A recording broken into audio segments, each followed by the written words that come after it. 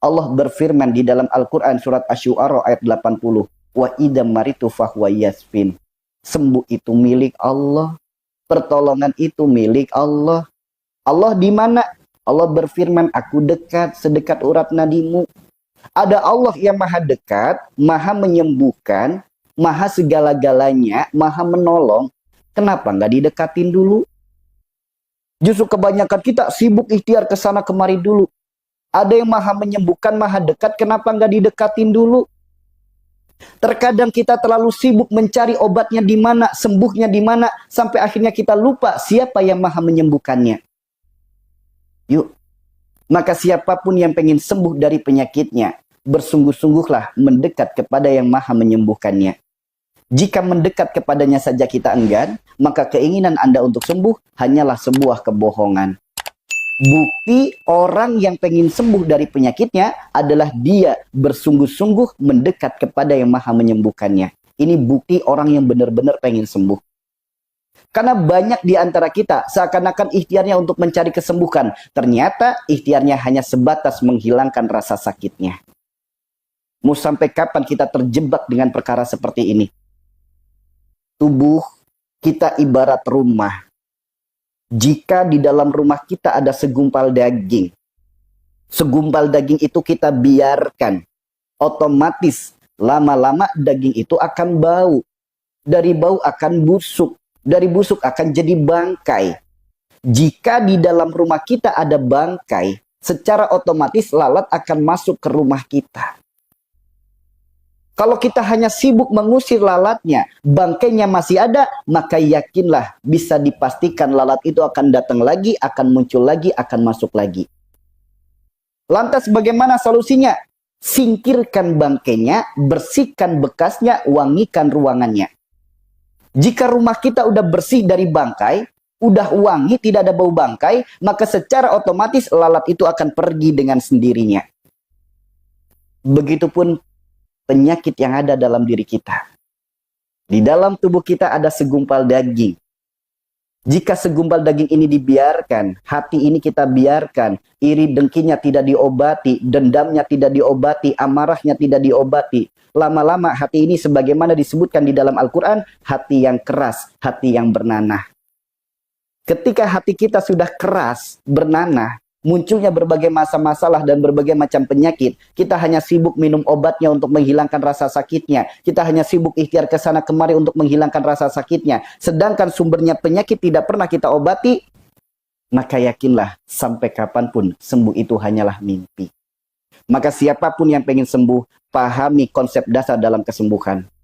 Perbaiki akar permasalahannya, ikhtiarkan jasmaninya. Tidak mungkin ada asap tanpa adanya api. Kalau kita hanya sibuk menghilangkan asapnya, apinya masih nyala, pasti asap itu akan tetap ada. Karena kembali, tubuh kita hanya sebuah wadah. Ibarat rumah. Jika atapnya rusak, otomatis turun hujan jadi bocor. Kita punya rumah atapnya bocor. Tapi kita hanya sibuk ikhtiar cari ember, ikhtiar cari baskom, ikhtiar cari wadah. Bingung ketika hujan datang, sibuk mencari wadah untuk nanganin bocor. Sampai kapanpun jika kita hanya sibuk cari wadah, cari ember, cari baskom, sampai kapanpun bocor itu tidak akan mungkin sembuh. Atap bocor tidak akan mungkin sembuh, hanya ikhtiar cari ember dan cari baskom. Memang benar dengan adanya ember dan baskom membantu sementara di saat atap bocor, namun tidak mampu menyembuhkannya. Jika kita ingin rumah kita sembuh dari atap bocor, perbaikilah atap yang rusak. Begitupun penyakit dalam tubuh kita. Jika kita hanya sibuk cari obatnya, sibuk cari herbalnya, sibuk ikhtiarnya, sedangkan penyebab sakit dalam hati ini tidak pernah kita obati, maka sampai kapanpun sembuh itu hanyalah mimpi. Maka mari saudaraku, sudah berapa lama, sudah berapa bulan, sudah berapa tahun, berbagai obat Anda minum, berbagai ikhtiar sudah Anda lakukan. Kenapa penyakitnya nggak sembuh-sembuh?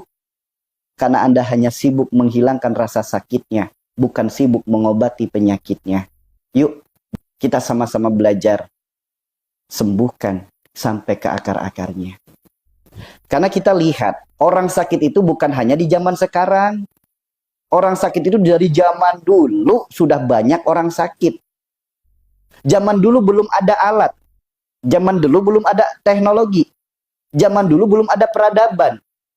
Banyak orang sakit, tapi kenapa orang zaman dulu tanpa alat bisa mendiagnosa penyakit? Zaman sekarang teknologi canggih. Alat sudah banyak. Tinggal dicek pakai alat bisa ketahuan penyakitnya apa. Kenapa? Ada alat. Zaman dulu belum ada alat. Zaman dulu belum ada alat. Zaman dulu belum ada alat. Lantas bagaimana cara mendiagnosanya? Inilah perbedaan metode pengobatan klasik dan metode pengobatan modern. Metode pengobatan klasik mengedepankan akhlak yang diobati, metode pengobatan modern organ tubuh yang diperbaiki. Kita hidup di zaman akhir, kita adalah umat akhir zaman, maka belajar bijak. Kita pakai dua-duanya. Perkara akhlak kita perbaiki, perkara jasmani kita ikhtiarkan. Ikhtiarnya jasmani apapun diperbolehkan selagi tidak keluar dari syariat agama. Ke rumah sakit, mangga. Ke dokter, ke apotek, ke alternatif, silakan. Semuanya diperbolehkan selagi tidak keluar dari syariat agama. Namun ada satu perkara, akhlak juga harus diobati. Allah berfirman dalam At-Tahrim ayat 8. Apa firmannya? Ya ayyuhalladzina amanu tubu ilallahi taubatan nasuha. Justru Allah perintahkan diri kita taubat. Apa itu taubat? Akui kesalahan. Berjanji untuk tidak mengulanginya lagi. Mohon ampun kepada Allah. Awali dengan itu. Namun lihat pada prakteknya. Ketika kita sedang sakit atau orang lain sedang sakit, diingatkan untuk istighfar, malah tersinggung. Benar atau tidak? Diingatkan untuk istighfar, malah marah. Kenapa? Perintah tobat hanya untuk yang beriman. Bagi orang yang lemah imannya, yang imannya sedang lemah, lagi sakit disuruh istighfar, pasti tersinggung. Lagi sakit disuruh istighfar, pasti marah, jengkel, sebel. Benar nggak? Padahal perintahnya ada di Al-Quran. Sakit itu disuruh istighfar.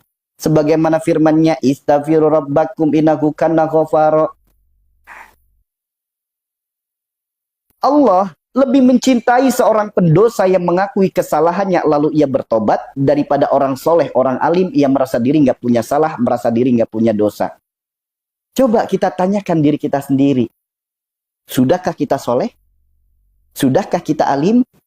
Yang jelas-jelas orang soleh, jelas-jelas orang alim, merasa diri nggak punya salah, merasa diri nggak punya dosa, Allah tidak suka. Apalagi kalau semisal kita, semisal belum soleh, semisal belum alim, kok punya penyakit merasa nggak punya kesalahan, punya penyakit merasa nggak punya dosa, akan seperti apa jadinya? Yuk, apa sulitnya akui kesalahan? Apa sulitnya mohon ampunan? Apa sih akui? Ya Allah, hamba akui semua penyakit ini karena dosa-dosa hamba. Apa sulitnya? Cok,